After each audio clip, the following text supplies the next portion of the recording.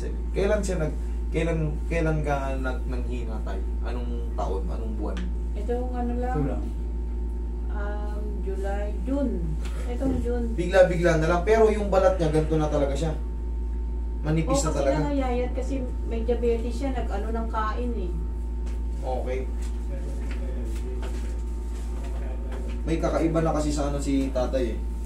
Baka hindi lang mayroong hindi pa sa spine yung ano eh. Pag tinakot ko sobrang sakit. Wala naman. Okay naman. Talagang komportable lang kayo nakatukod. Sige, tayo. Kasi babagsak. baka magsamba ako. Okay. Sige, dyan ko sa likod. Tayo, ganito muna. Relax lang ha.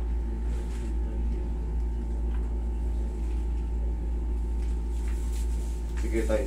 Higa kang patagilid. Kaya mong higang tagilid? Ha? Uli mo ito na yung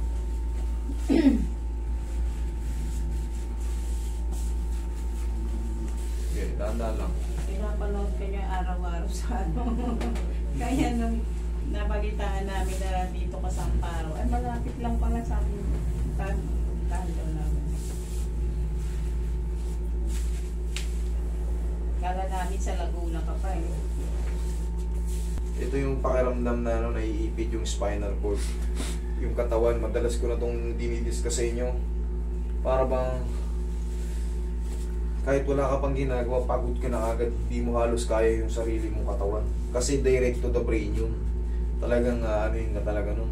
Kaya ngayon tinamaan sa ano, malakas pa yun. Kung maalala niyo yung basketball player na si Eugene Tejada, na napagsakan ng siko, lumusot yung isang vertebrae, sapul yung ano niyan. Kaya nga, buhay siya pero katawan niya, hindi naman nakakamatay yung kaso. Maglalakad siya para siyang ano, hindi niya kaya yung ano. Inoperahan pa yun ha. Pero, i-research niyo yun, si Eugene Tejada, nabagsakan yung sa spine eh. Nasira yung career mo. Nasasaktan kayo? Hindi.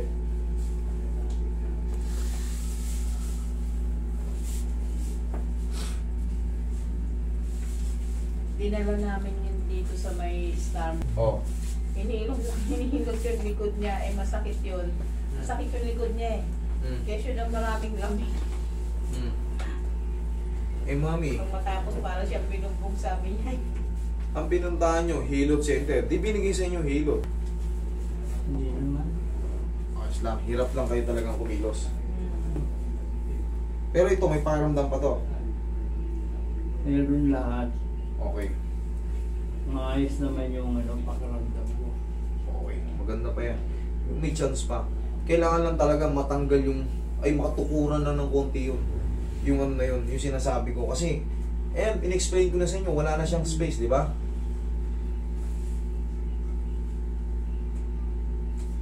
Relax lang. Sige. Yan. Yan. Okay naman yung paa nyo, hindi kayo namamanhid. Okay, walang masakit. Good, thank you. Kailangan to, paunti-unti. Hindi, obserbahan, kada may tumutunog, obserbahan. Kasi kung mamamanhid yung ano niya, epektusan ka naman pakanan. Ganun ang ano nito. Kailangan talaga very careful tayo. Tignan niyo yung mga kuko niya. Yung sinasabi ko. Parang dilaw. Yung Ano mga balat kasi niya. sabi ng doktor, dahil sa mga Ako hindi ako doktor pero iba na yung ano nyo. Iba na yung kondisyon ng katawan nyo. binigyan siya ng vitamins sa atay. Yan. Yan yung gusto kong tumbukin kanina. Hindi ko lang kayo madiretso. Mas maganda yung manggaling sa inyo eh.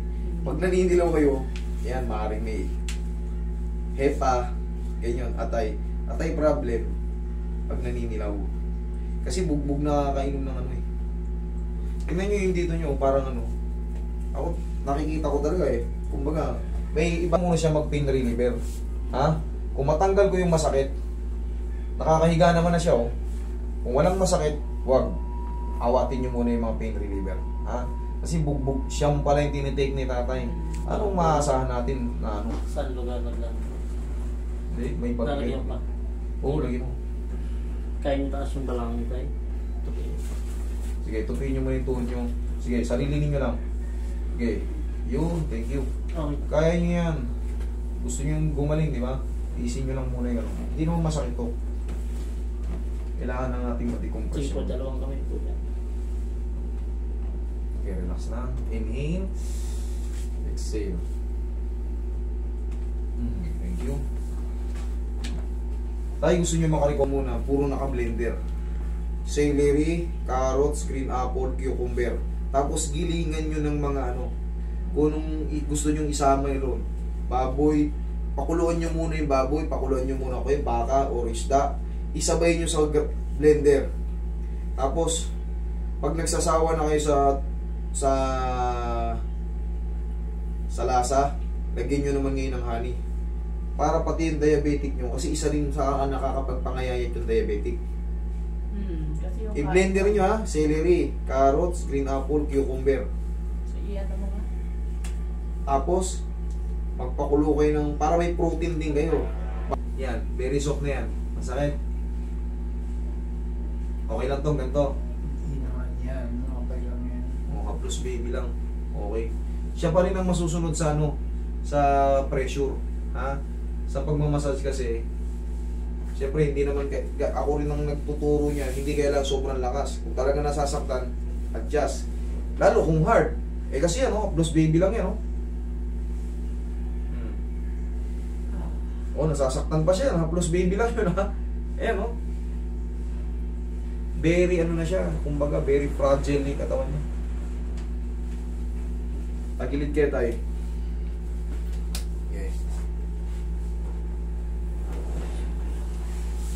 Yan, okay lang kayo? Okay lang kayo? Tay?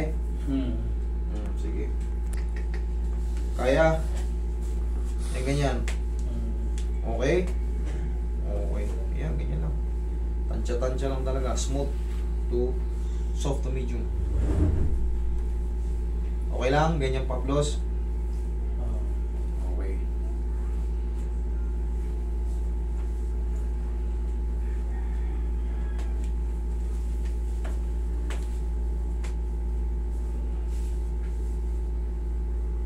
Ay, bali palakas kayo, kumbaga sa next week Miyerkules punta lang kayo rito, tapos or sa ano na muna, kung wala namang masakit ngayon, okay lang, sige, iyaan nyo muna makapahinga siya, sundin nyo muna yung binigay kong ano, yung pagkain na yan para makarecover, kasi pag walang muscle walang power, kailangan mo na mag-recover muna. Lagyan nyo ng protein, ha, yun ang makakapag. Tapos tayo sa higa. Kaya sinabi ko sa inyo, isa rin yun, malaking yun. Malaking tulong yun. Laga nyo yung ano, sabang hinog, ha?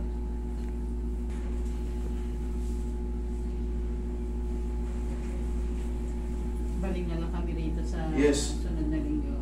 Kahit next month na, palakasin nyo muna si sir. Okay na yan, kumbaga, basta nakakahiga siya ng walang pain, dire-diretso na yan. Tapos pag imamassage siya, ganyan lang, mga plus baby lang. Siya ang tatanungin nyo kung dagdagan ko yung pressure o hindi na. Okay?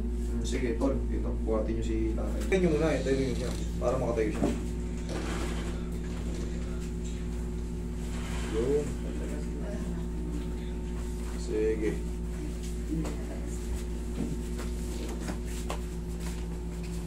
Yan. Hapis na hapis talaga yung muscle eh. Ay, sa binti oh. Wala.